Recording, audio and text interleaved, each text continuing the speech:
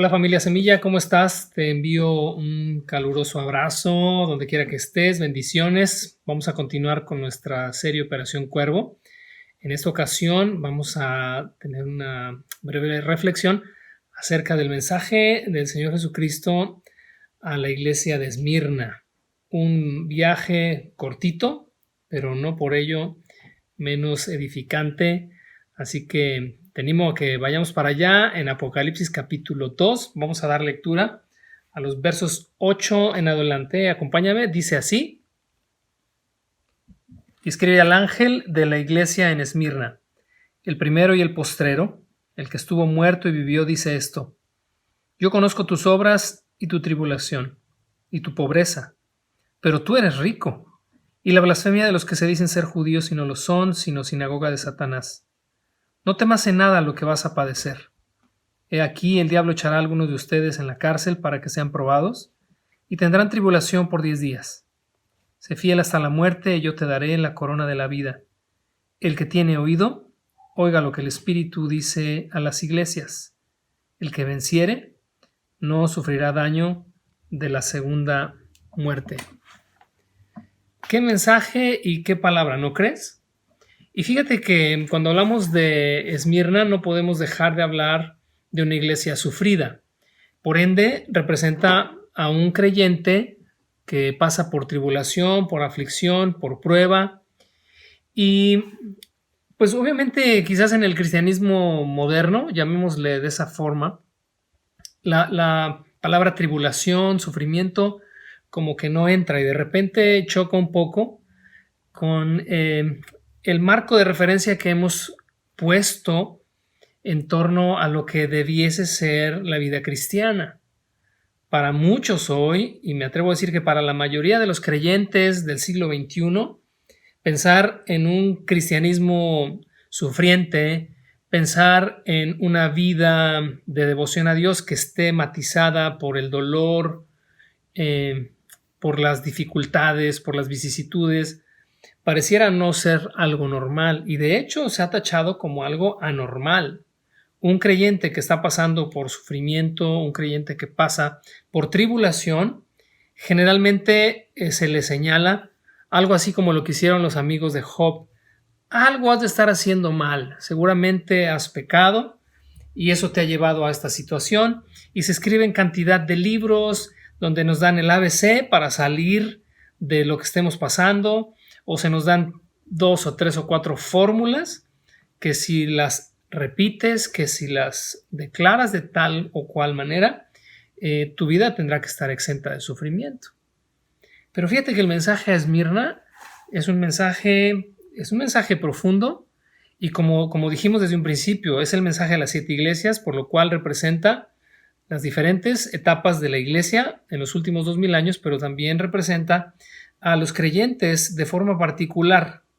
Por lo tanto, este mensaje a la iglesia de Esmirna puede hablar o puede referirse también a la vida de un creyente que vive una vida que es agradable a Dios, porque curiosamente la iglesia de Esmirna no hay señalamiento alguno en contra de ella. Tanto Esmirna como Filadelfia son las iglesias que salen aprobadas, a diferencia de las otras 5, como vimos la vez anterior con la iglesia de Éfeso, a la cual hubo algún señalamiento ahí muy profundo y muy incisivo de parte del Señor hacia esta congregación que había comenzado muy bien, pero que había de repente perdido su amor primero. Y entonces, fíjate, Esmirna, de hecho, Esmirna es una ciudad que al día de hoy, Izmir, la ciudad Izmir en Turquía, al día de hoy existe. Pero fíjate, en el verso 8, le dice el ángel de la iglesia le escribe al ángel de la iglesia en Esmirna, dice: el primero y el postrero, el que estuvo muerto y vivió, dice esto. La forma en la que Jesús se presenta a la iglesia es como aquel que padeció. Es una identificación de Jesús con esta iglesia. Yo también pasé por momentos difíciles. Cuando uno va a los evangelios y uno recuerda, por ejemplo, el momento en el que Jesús está en el huerto de Getsemaní, dice: mi alma está triste hasta la muerte, acompáñenme a orar un momento. ¿Puedes imaginar ese cuadro? Jesús, el Hijo de Dios, está pasando por un momento de dificultad y de profunda tristeza en el corazón.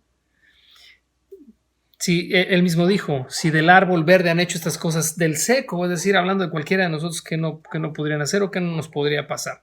Pero Jesús también dice en la Escritura que padeció, que pasó por sufrimiento, que pasó por momentos difíciles, y a partir de ahí y a través de eso dice que aprendió obediencia, llegó hasta la cruz y Dios le exaltó hasta lo sumo. Y el Nuevo Testamento nos muestra, bueno, no solo el Nuevo Testamento, la historia de principio a fin nos muestra cómo grandes hombres de Dios o el pueblo de Dios también han pasado por momentos de sufrimiento y de aflicción. Pero Jesús se identificó con nosotros en ese sentido y nosotros con él, dice el apóstol Pedro también, que glorioso es para nosotros poder ser tenidos por dignos de padecer por causa del nombre. Y las epístolas de Pedro también están plasmadas de esto, son escritas a una iglesia que está sufriendo, que está siendo despojada, que está pasándola mal.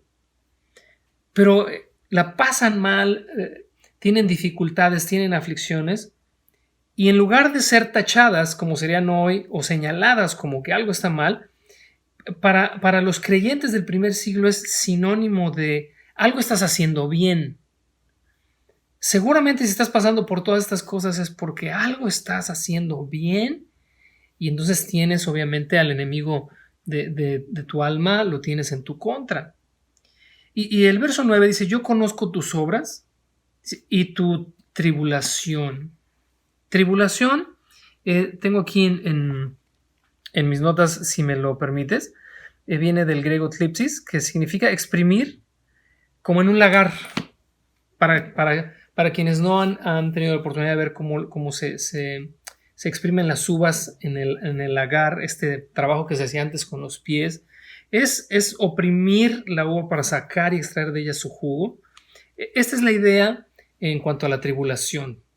Porque toda tribulación, curiosamente, cuando el creyente es sometido a dificultad, históricamente siempre ha dado un buen resultado, un buen fruto. De ahí que cuando tú vas a la historia del primer siglo, a la historia de la persecución de la iglesia del primer siglo, bueno, los primeros 3 siglos, encuentras ahí una iglesia fortalecida. Cuando el cristianismo pasa a ser la religión oficial y dejan de ser perseguidos, comienza la iglesia relajarse, comienza a haber pleitos, comienza a haber problemas entre creyentes, entre iglesias locales. El libro de Eusebio relata mucho acerca de esto y marca un contraste entre antes de la tribulación y después de la tribulación. Y vemos también al final de la historia de la iglesia, lo que está escrito por Mateo capítulo 24, de lo cual hemos hablado anteriormente. Vemos que una iglesia que es sometida a presión, es decir, a tribulación, se embellece, sale más gloriosa. ¿Cómo hemos salido tú y yo de los momentos más difíciles de nuestra vida? Que en su momento obviamente pues la pasamos difícil, la pasamos mal. Espero que no haya sido porque nos hayamos alejado de Dios, pero si la pasamos mal porque simplemente fue la voluntad de Dios y el proyecto de Dios que pasáramos por prueba, ¿cómo hemos salido de ahí? Sales mucho mejor y no lo puedes negar. Salimos fortalecidos, salimos con un espíritu y un corazón totalmente renovado y dispuesto a seguir adelante. Siempre trae algo bueno. Y entonces dice, yo conozco en el verso 9 tu tribulación y tu pobreza.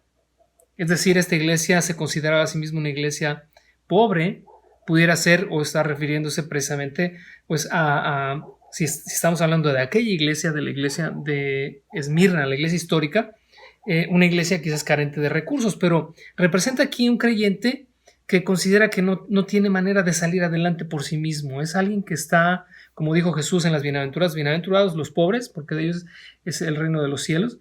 Y habla de esta actitud interior en nuestro corazón en la que nos rendimos totalmente a Dios porque sabemos que no podemos depender de nadie más que de Él en los momentos difíciles y estamos despojados de esta autosuficiencia o de este sentido de independencia, de que pudiéramos nosotros resolver.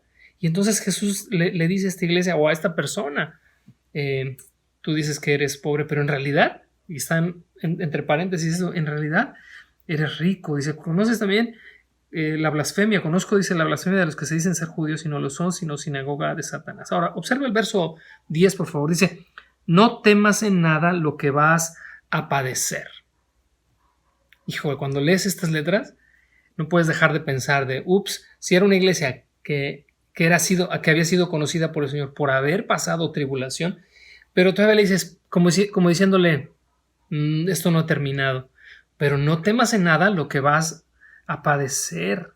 Porque aquí dice, el diablo echará a algunos de ustedes en la cárcel para que sean probados, como el fuego es probado cuando es metido en el horno y sale más puro como un diamante que es sometido también al fuego, y tendrán tribulación por 10 días. Sé fiel hasta la muerte y yo te daré la corona de la vida.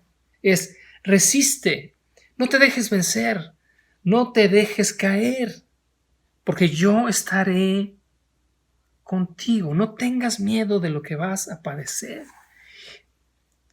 Mira, y quisiera llegar casi al fin de esta reflexión diciéndote lo siguiente. He conocido cristianos de todo tipo. He conocido creyentes que pues tienen una vida tranquila, es decir, que casi nunca la pasan mal. Digo, tienen situaciones como la tenemos todos los seres humanos, pero pues su vida corre bien. Algo así más o menos como la del apóstol Juan. ¿Te acuerdas? En el último capítulo del Evangelio de Juan, Jesús le dijo a Pedro, antes te ceñías, ibas a donde querías, hacías lo que querías, pero un día te ceñirá otro y te llevará a donde no quieres. Y dice, el mismo pasaje explica que Jesús con eso estaba dando a entender con qué muerte Pedro había de glorificar al Señor. Y sabemos históricamente que Pedro también murió crucificado, pidió no morir como su Señor y fue crucificado de cabeza. Así lo dice la historia extrabíblica. Pero eso era lo que ya estaba como destinado o determinado para él. Muchos de los otros discípulos, de los 12 apóstoles, murieron muy pronto después de la ascensión de Jesús. Su ministerio fue un ministerio muy corto. Pero entonces Jesús le dijo a Pedro, Pedro, ven y sígueme. Y cuando voltea, Pedro ve que Juan viene detrás y Pedro le pregunta al Señor, Señor, ¿y este qué onda? Como diciéndole, ¿y este cómo la va a pasar? ¿Cómo la va a sufrir? ¿Cómo te va a glorificar muriendo? Y Jesús le responde, mira, si yo quiero que él quede hasta que yo venga, ¿a ti qué te importa? El importa son mi agregado, ¿no? Pero es como diciéndole, ¿a ti qué tiene que ver contigo? Tú ven y sígueme.